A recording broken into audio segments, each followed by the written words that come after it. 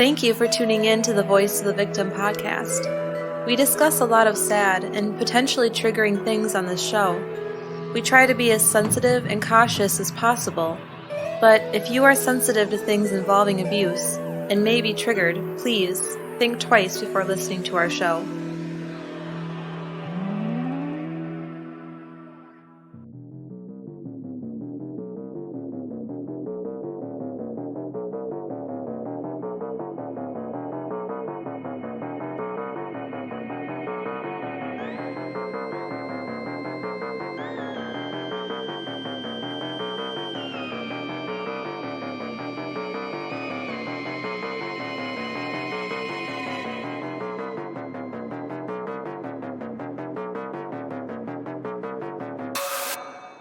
Welcome to the Voice of the Victim podcast. I'm Ryan. And I'm Rosie. How are you doing tonight, Rosie? A little cold. It's a chilly day. I was a little warm, actually.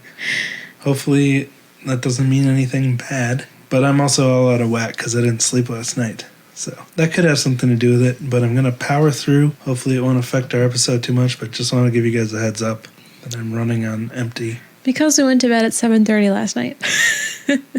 I enjoyed it. I was so tired when we went to bed, and then at like 9:30, I just got wired. Yeah, couldn't fall asleep. It was too bad. I woke up at 10 thinking it was 6 a.m., and then I'm like, well, okay.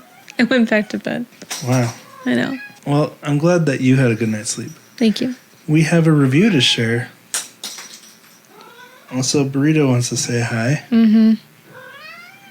Well, Rosie, do you want to read this review? Sure. It says, enjoying the ride.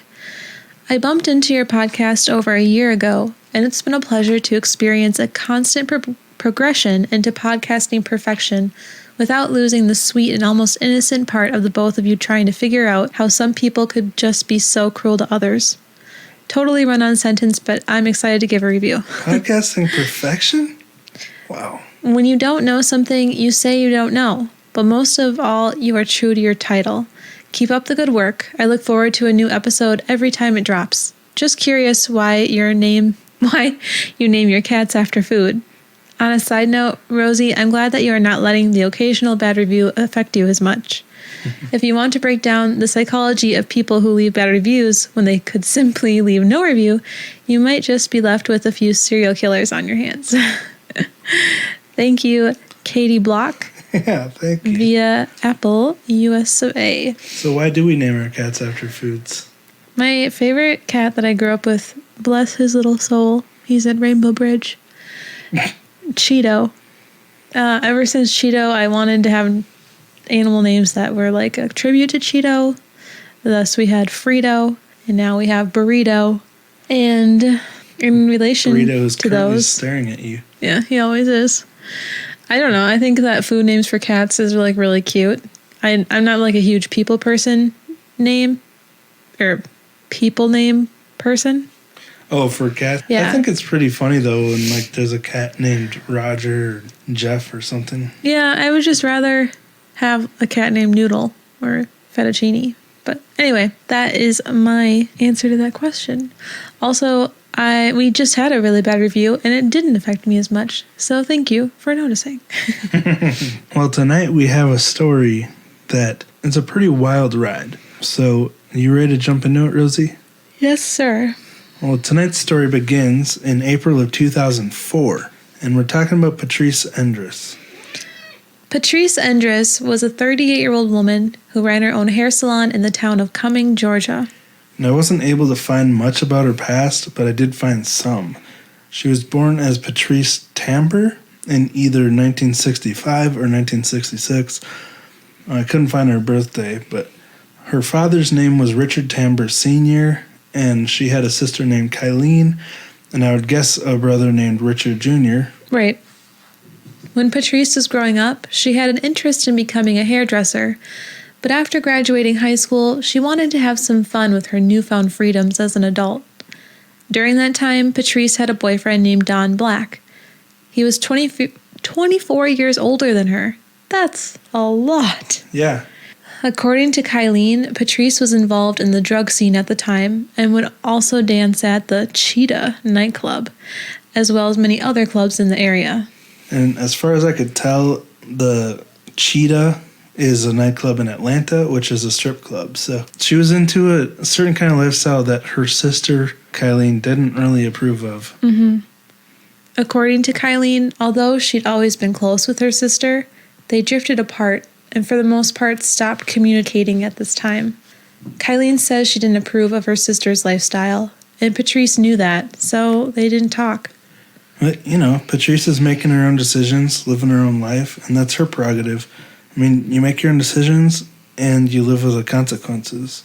Unfortunately, one of those consequences was her sister pulling away. But you can't control how other people react to your decisions, just like they can't control what decisions you make. Mm-hmm. It's kind of a fascinating, somewhat frustrating cycle for both sides. But at the time, she wasn't responsible for anyone but herself, so it didn't really matter what she did. But when she was in her early 20s, she got some surprising news. She had gotten pregnant by her boyfriend, Don Black. And in 1988, Patrice gave birth to a baby boy named Delves Wade Black. But he eventually went by the nickname Pistol. I think it's Delvis, actually. But yeah, he goes by Pistol now. Which is really cool. Yeah. I mean, Delvis Pistol or Black. Pistol. I'd rather go by Pistol myself. Sounds like he could be an actor in like Western movies. Pistol Black. Uh-huh. Anyway, at this point, now that Patrice had a child, she realized she couldn't keep living the same lifestyle that she'd been accustomed to. Because now she was responsible for caring for this human being that she brought into the world. Human being. She decided to go to school for the thing that she'd been interested in when she was younger, hairdressing. Patrice and Don Black didn't stay together after Pistol was born, but they remained close friends and talked often, so Don could be a part of Pistol's life. Patrice was close with her son and really tried to make him happy. She worked very hard at different hair salons to make a living for the two of them, but she always made time to show up to games and meets that Pistol was participating in. Yeah, basically she made a lot of effort to be a good mom. As a teenager, he would let her practice on his hair, and nearly every other week he had a different hair color or style. He appreciated his mother's passion for hair and ability to make people look beautiful. Many people loved her services, and she began renting a chair at a 2-station beauty salon. When Patrice was 30 years old and Pistol was 8, she had a new customer named Rob Endres. He had stopped in to get a haircut, and the two of them began talking and getting to know each other. This blossomed into a relationship. Now, Rob was only 20 years older than Patrice, so 4 years younger than Don. She was really into older fellas, but you like what you like. According to Rob, he loved spoiling her, and she loved to be spoiled. So it seems like he was pretty financially secure, and she was a good-looking woman trying to get her life together to care for her new child. So it was a mutually beneficial relationship for them. Actually, yeah, I get her. I like to be spoiled, too. It had always been Patrice's dream to have her own salon. And in 1996, 50-year-old Rob helped her open her own shop called Tamber's Trim and Tan Salon, named after her maiden name. And she was very good at what she did. People loved her services, and she built up a base of loyal returning customers. Kylene said that Patrice loved everyone and would always give people big hugs when she greeted them. One of her customers and friends, Nancy Hunt, said that Patrice was always fun to be around with a warm smile and positive attitude. She would go out of her way to make other people feel special. So that's really cool. That's such an attractive quality to me. Mm-hmm. And I love people like that, and I wish I could be more like them. Same. Because that's so hard for me to be outgoing like that. It actually reminds me of one of our newer listeners and patrons now, Tammy, because that's how she learned about our podcast. She's just that good at talking to people and learning about them. She pulled it out of me because I'm terrible at self-promotion. I would have never brought it up if she hadn't asked me what else I do for work. So it's this special kind of charisma that Patrice also possessed. And according to Rob, many people would stay at the salon even after their haircut just to chat with her. The year after the salon opened in March of 1997, Patrice and Rob got married.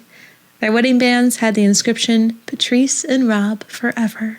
So they really seemed to be enjoying being with each other.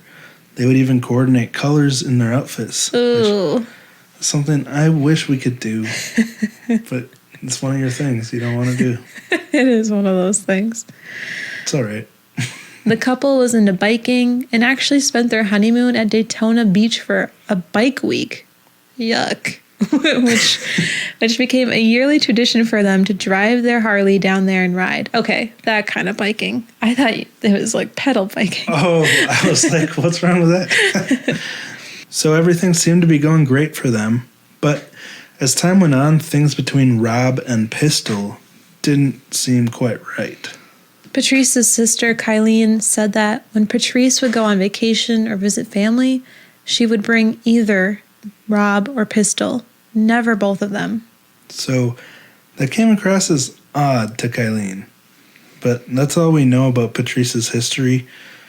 This episode of Voice of the Victim podcast is supported by Best Fiends. And we all have a lot of crazy stuff on our minds right now, but one of my favorite ways to get my mind off of all that is by playing Best Fiends. You heard us talk about Best Fiends. It's a very fun game, and because of that, it's very popular, with over 100 million global downloads. If you haven't yet, maybe it's time you jump on the wagon. Best Fiends has found a way to be both very engaging and challenging, while also feeling laid back and casual, because none of us need more stress right now. So Rosie, will you explain Best Fiends to our listeners just in case they haven't heard of it? Sure. Pretty much Best Fiends is just a really relaxed puzzle game. Different puzzles that you complete will give you different rewards. Right now I'm working on a Minutian Hero quest. The whole point is to earn little critters, 270 to be exact, and then I earn funny things and helpful things in the game like keys to open more crates to get more prizes. Nice. Always trying to get more keys. And I appreciate that about the game. It never gets old because they update it every month with new events. And also, you don't need to be connected to the internet to progress through the game. I love its bright colors and cute characters. It's just very fun. So engage your brain with fun puzzles and collect tons of cute characters. Trust me, with over 100 million downloads, this 5-star rated mobile puzzle game is a must play. So download Best Fiends for free on the Apple App Store or Google Play.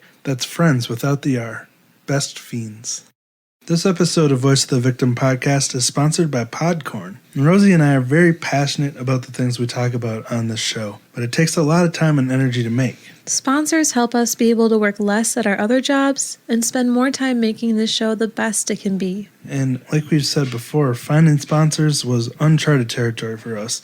It was intimidating and we really didn't know what to do.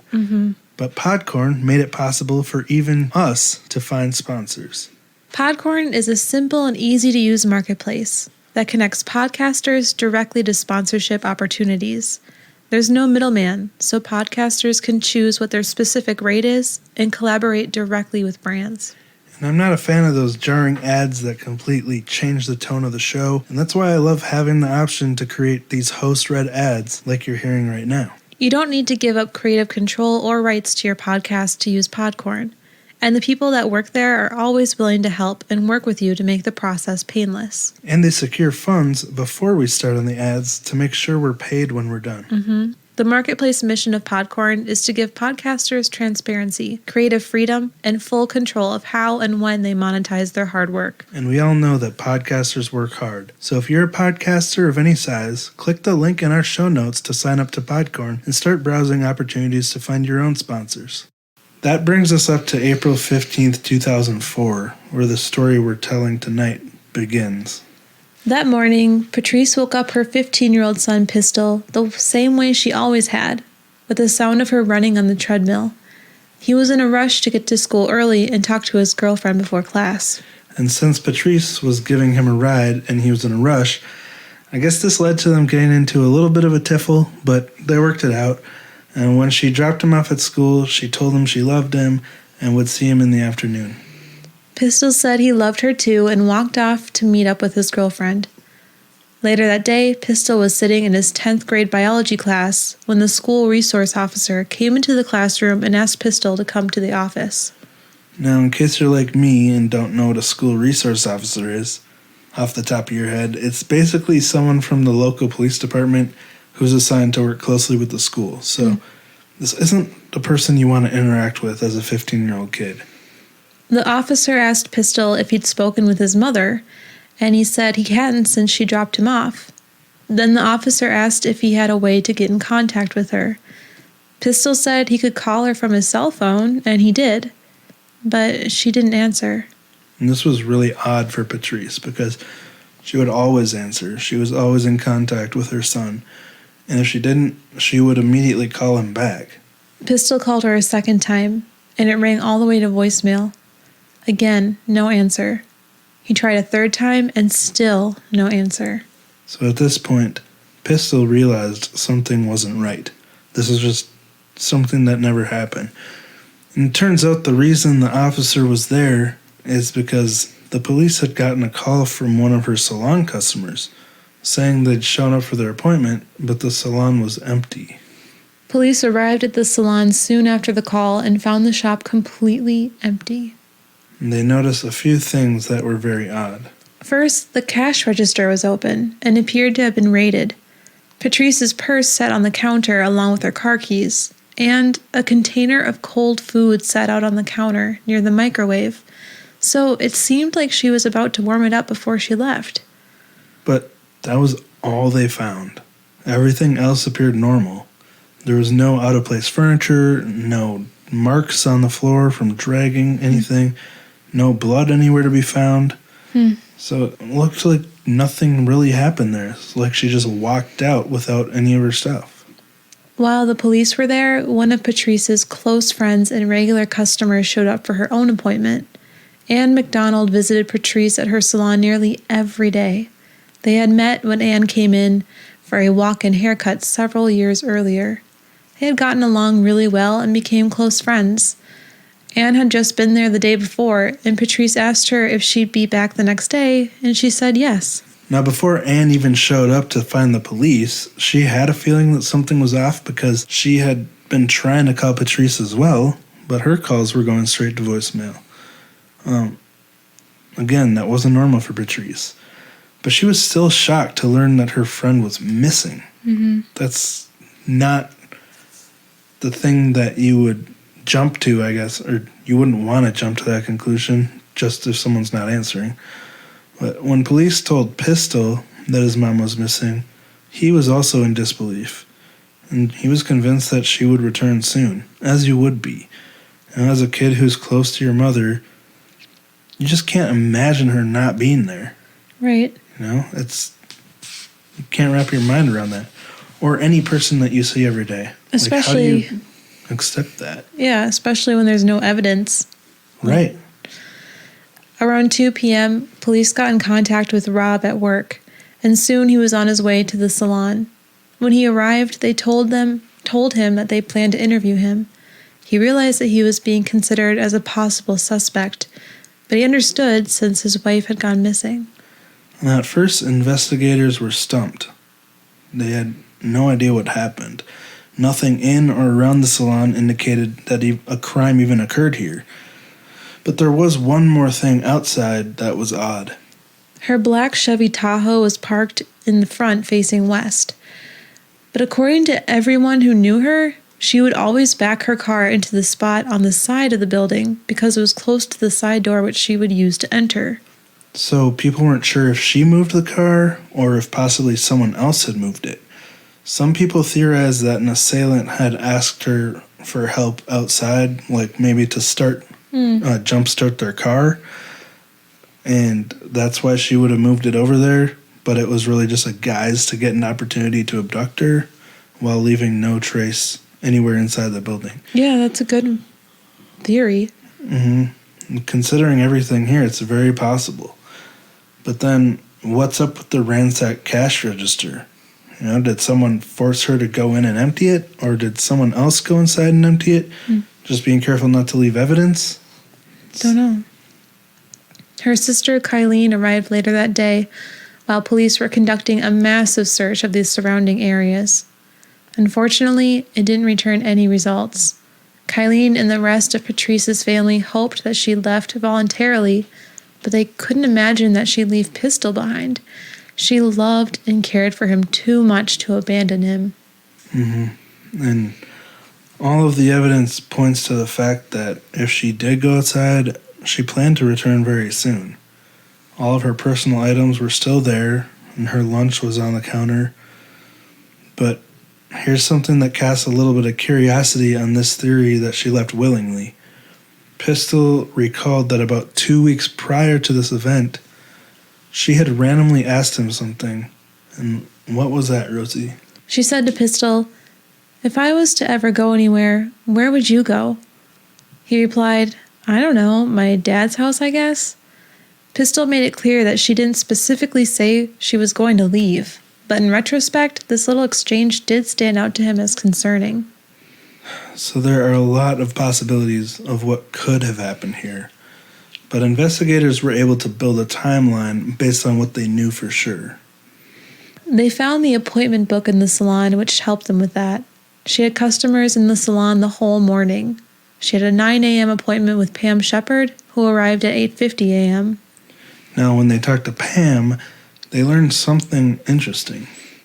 Apparently, Pam thought that Patrice was acting a little bit distracted and wasn't as attentive as she normally was.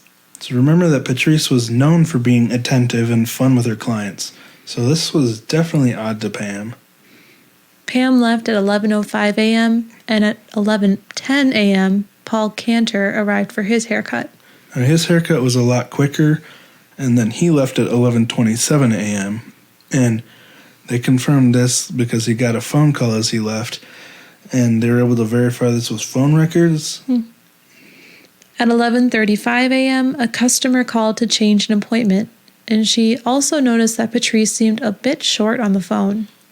Again, very unusual. At 11:50 a.m., another call came into the salon, but no one answered. Based on this, they determined that she went missing sometime between 11:37 a.m., when she got off the phone with her other customer, and 11:50 a.m., when she missed that call. But it's really weird that she was acting odd that morning, you know? Because if this was a surprise thing, how would it make her act weird? Mm-hmm. So it's almost like she knew something was going to happen, which could mean it was someone close to her. But we'll talk about that later. This timeline that they set up also lines up with some witness testimony that they got. Apparently around 11:45 a.m., a woman named Tammy Fincher drove by the salon and noticed some odd things. As she was coming over the hill just before it, she first noticed that Patrice's car was parked in front instead of on the side. But then she noticed another car was parked in front of the salon, pulled up directly to the front door. The front door to the salon was open, and she saw 2 women standing outside near the other car, which she assumed to be a Chevy Lumina. The car had a Georgia Quail wildlife tag on it. One of the women appeared to be Patrice, and the other was an older lady on the passenger side of the car. Also, the front door of the salon was open. The 2 women had hands on each other, and she couldn't tell if one had tripped or fallen or was pushing the other one over, but she was positive that it didn't look normal. So that's odd. Mm-hmm. But there is a second witness who drove by around the same time, and he also reported seeing a second vehicle parked in front, but assumed it to be a Ford Taurus or a Chevy Malibu. So it's some kind of, small passenger car. But he reported seeing a man with shoulder-length hair standing next to the car. So a few minor differences, but either of them could have very possibly just misidentified the same thing that they both saw. The important thing is that the testimony is close enough to be considered credible, especially considering that they were completely independent reports from different people who didn't know each other. Right. In retrospect, Tammy feels guilty because she didn't do anything about it at the time, and she feels like she may have been the last person to see Patrice alive. Or at least the last non-threatening person. Now, reading about Pistol's response to this is heartbreaking. He spent hours in the woods calling out for his mom, hoping he'd find her. And although people tried to reassure him that she would come home safe, he knew that she would never willingly leave him. This was the first time Pistol was ever without his mom. This caused the already turbulent relationship with Rob to even be more strained. Pistol said that Rob was nice to him for the first year that Rob was married to his mom, but as he grew more comfortable, Rob started making Pistol feel like he wasn't good enough. Pistol said that Rob would walk past his bedroom door and say crude stuff to him. And Pistol wasn't the only person who struggled with Rob. Nancy Hunt, the customer we mentioned earlier, had noticed that he was overly protective of Patrice. He was always hovering when he was around her and seemed jealous that Patrice had other friends. Now, this could be just that he loves being around her and wants to be close to her when he's with her. And that could easily be annoying to friends, but that isn't likely considering what Patrice's sister said. Kylene said that Rob and Patrice would fight a lot, and that she wasn't happy with him. She got the feeling that Rob wanted Patrice all to himself, and that he resented all the attention Patrice gave to Pistol. Now, Patrice was a good mom. Pistol was her top priority. So, a little stepdad resentment is going to be a problem for her. It's a really tough situation. But if you're going to marry someone with a kid, you can't resent that kid for getting attention from his mother. He was there first. What the heck, dude?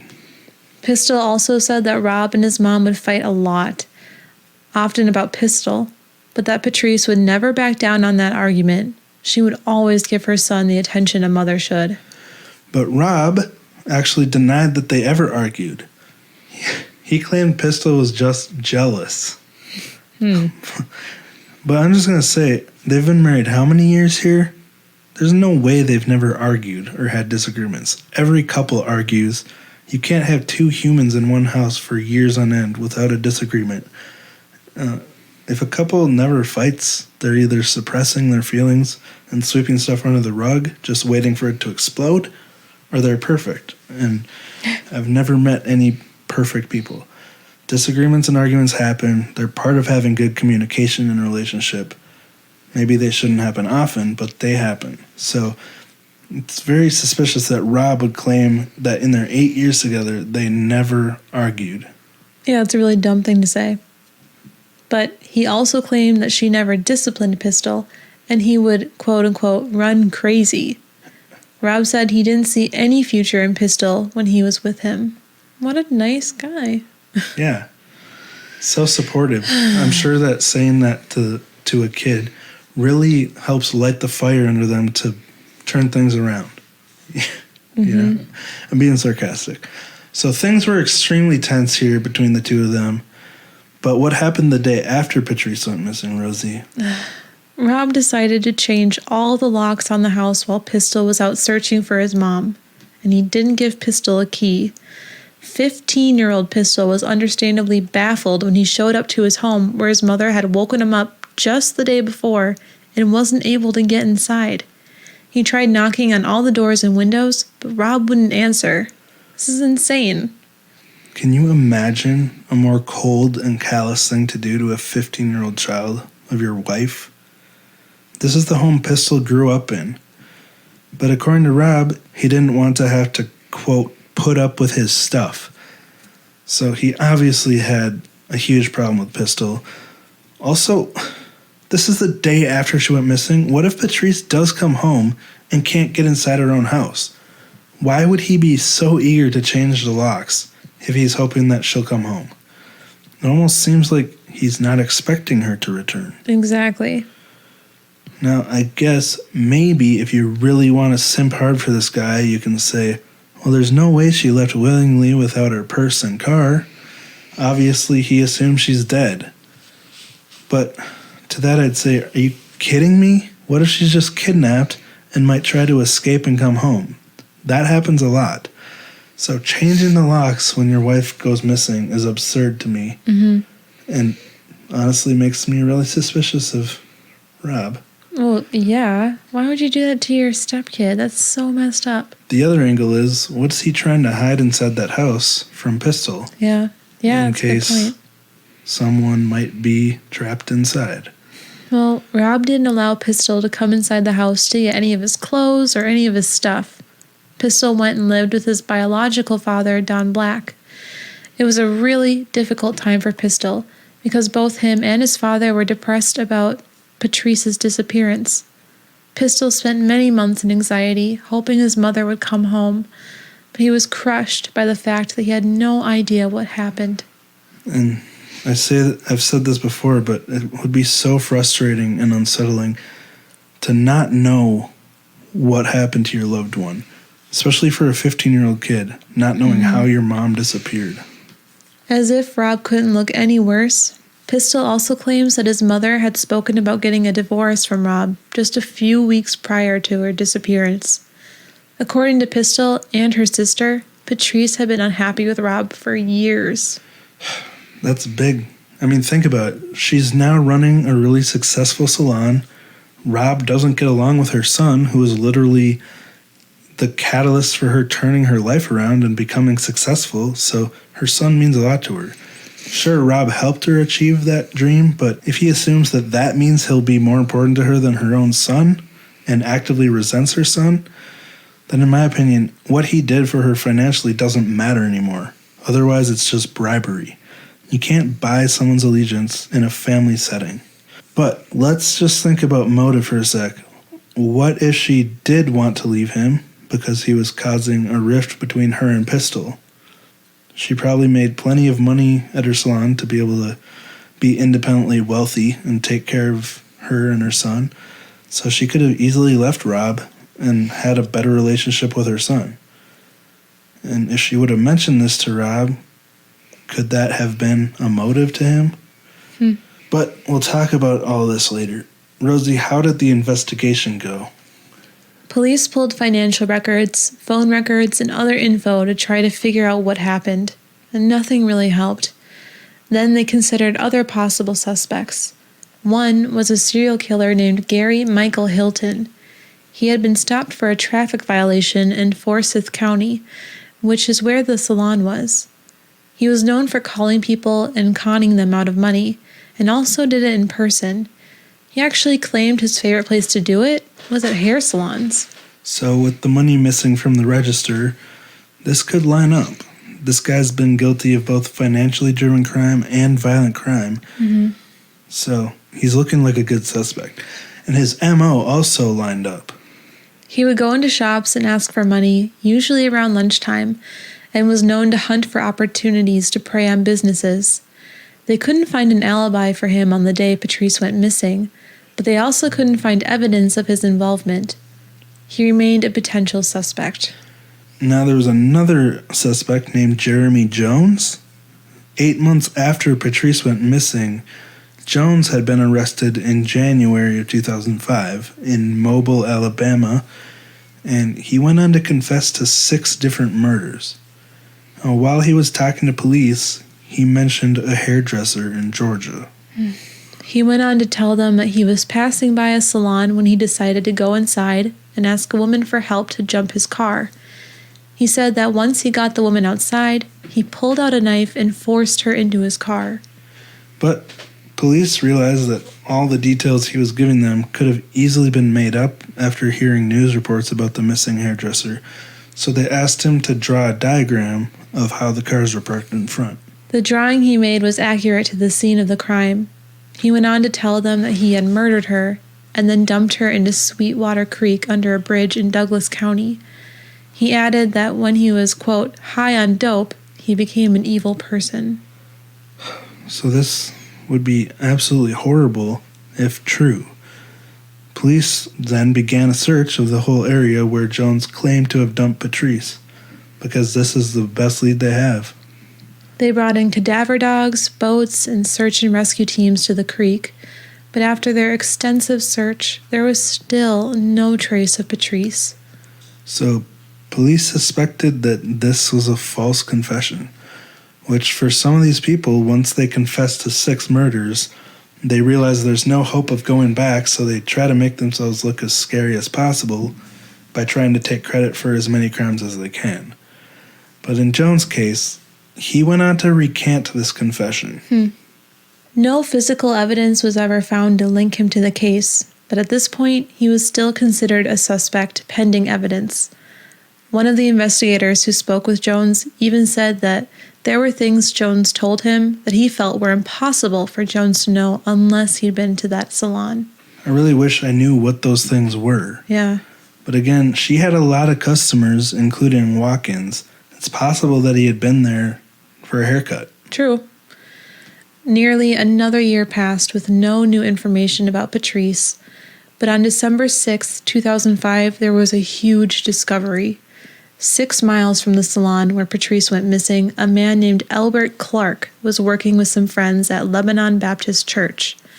They were taking a break for a snack on the back steps when they noticed some buzzards flying around in the woods. They decided to go check it out and found a dead deer. But that's not all they found.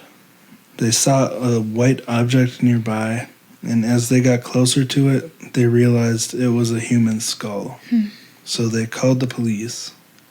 The area was searched extensively, and more human remains were found. At first, they weren't sure of the identity of the remains, but after further investigation, the identity was confirmed. These were the remains of Patrice Endres. So this isn't the discovery anyone wants to make. So once they found this out, again, while Pistol was at school, he got called to the principal's office for even more bad news. This poor kid. Once Pistol was there, his father, Don, came in and gave Pistol the bad news. Even though this is closure, it had to be so devastating because this is not the answer you want to get. Police theorized that Patrice was walked out to the area where she was found. Because it was so rural and remote, it was very unlikely someone would be able to carry dead weight that far. Although they also thought it was possible she was dragged to the area. Now, Pistol spoke with police during this time and told them that he thought his stepdad, Rob, might have something to do with what happened, and that he thought it may have been because his mom wanted to get a divorce. And at this point, he's had over a year and a half to think about this, and this just made sense to him. I mean, look how cruelly Rob treated Pistol after she disappeared. Well, we already talked about some of the stuff, but based on what he knew of Rob and his smothering antics, he believed that Rob would have been very jealous if she said she was going to leave him, especially if she ended up with someone else. But he wasn't the only one that felt this way. Nancy, Patrice's friend and customer, also told the police that they should look into Rob. Patrice had confided in her about not being happy with Rob, and ever since the disappearance, Nancy felt that he had something to do with it. Of course, Rob denies having anything to do with it. Apparently, a receipt from a gas station where he filled up on his way to work that day supposedly proves that it was impossible for him to be involved. The gas station was 45 minutes from her salon, according to Rob. But it's a lot more complicated when considering everything, and that's what we'll pick back up next week to discuss suspects. I definitely think Rob did it. I don't want to spoil my opinion. I mean, I was pretty hard on Rob in this episode. But next week, we're going to try to look at this evidence that Rob provided and different angles of it, as well as, the other possible suspects. So, what do you think, Rosie? Really good episode. I definitely think Rob did it. And I feel really bad for Pistol. I can't believe that Rob locked him out and changed the locks on him. That's so messed up. I know. That right there, to me, is a huge indicator that Rob did it. Yeah. And just to get this theory out of the way, like, some people might theorize Rob was afraid of Pistol because maybe Pistol did it. But no, he was in school that day. He has a very solid alibi. Yeah. He was in school this whole time. So don't even go down that road. Very interesting. Well, that's where we're going to wrap it up for this week. Do you have anything else to say, Rosie? Actually, yeah. I want our listeners to know that you made a really funny video about one of our cats. Oh, I thought you were talking to our listeners. I am. To our listeners, that I want them to look at it because it's really funny. And since all of our listeners know our cats, this one's about quesadilla, and it's so good. It's kind of cringy. So, yeah, I made this video. It's a parody of My Strange Addiction. On TLC. Yeah, but it's with quesadilla. And I did this really stupid voiceover. It's so cringy. It was mostly just to make Rosie laugh. And it did. Like, that's all I was thinking about when I made it. But somehow it's like got 90,000 views on YouTube all of a sudden. Now I'm like kind of embarrassed about it. Why would you? No, I really think our listeners would like it. Can you throw up maybe we'll put it on Instagram. Or what's the video called so people can look it up? My Strange Addiction Cat Edition. Okay. Quesadilla. Yeah. It's so funny and dumb. Yeah, mostly dumb. That's where we're going to wrap it up. So if this is your first time here, you can obviously follow us on Instagram at VOV Podcast, like Rosie just mentioned. And you can email us at vovpodcast@gmail.com or join our Facebook group, Voice of the Victim Support System. Mm-hmm. And we just want to mention that our Patreon has some really interesting premium episodes on it. Mm-hmm. We have 16 premium episodes now. We recently just covered the Glensheen Mansion. Before that, we covered a really interesting missing persons case, Bobby Dunbar. That was fascinating. Rosie, do you remember any other ones? Well, we have our subway guy. That was one of our first. Oh, yeah. Oh, and the guy that had a body in his suitcase. That was a pretty intense one. That's right. And the Romanov family. Uh-huh. That was interesting. And I have an episode that I just wrote. Oh, Sentinel Island. Remember that? Oh, that's a good one, too. About that island that no one can go to because the people there are so protective. Yeah, and protected. I was just going to say, I have an episode that I have recently typed up, and I'm not sure if it's going to be a main feed or a Patreon special. Very interesting. Oh, we also have Henry Lee Lucas over there. Oh, I forgot about that one. We also talked about Don Lewis and our theories related to Tiger King. That's right. I don't really remember that very well. We actually have a decent little stack of patron episodes. We do. So if you're out of 16 to be exact. Get on there. Yeah. All right. Well, thank you guys for listening. Do you have anything else to say, Rosie? Mm-mm. All right. We'll talk to you next week. Bye.